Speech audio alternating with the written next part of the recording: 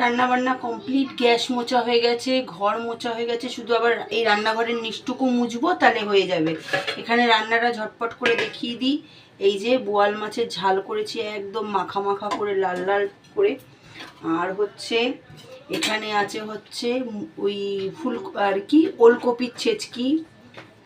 আচ্ছা, এখানে আছে ভাত। এই যে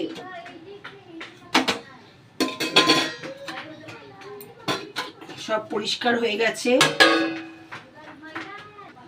মাথায় আমি তেল দিয়েছি, মাথাটা ঘষবো বলে তেল দিয়েছি, ঠান্ডা লেগেছে কি করব, তাও মাথাটা না তেল মানে শ্যাম্পু দেওয়ার পরে কেমন যেন রুক্ষ রুক্ষ লাগছে, একটু তেল দিয়ে মাথাটা ঘষে নিলে কি সুবিধা হয়।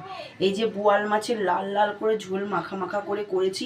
দেখুন বাটিটা, এই বড় বাটি কিনে কতটা সুবিধা হয়েছে, এখনও এতটা জায়গা রয়েছে, মানে খুব পাতলা করে ঝোল করলেও এর মধ্যে রাখতে সুবিধা। আর ওই বড় গামলাটা তো অনেকটাই বড়। এই দেখুন, আর বাটিগুলো বেশ মজবুতও আছে, দেখুন শক্তপোক্ত আছে, বাটিগুলো ভারী আছে।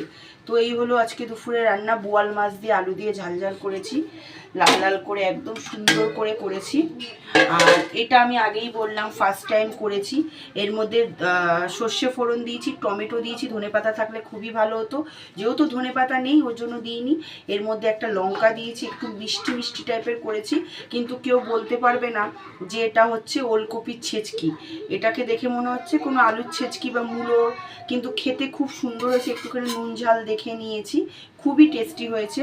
আপনারা করে খেতে পারেন। একটু এই ওলকপিটা একটু ঝিরিঝিরি করে কেটে নেবেন।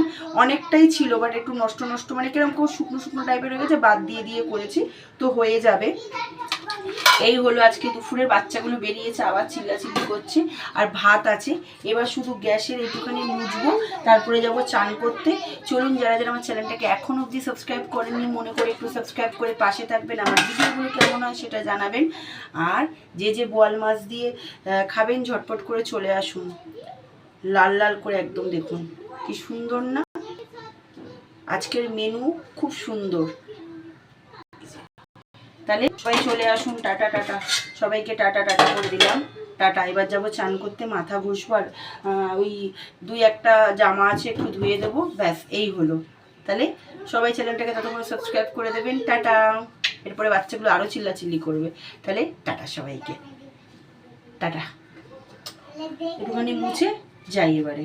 মাথাটা না ঘষলে হচ্ছিল না, চুলগুলো কেমন রুক্ষ রুক্ষ হয়ে গেছিলো।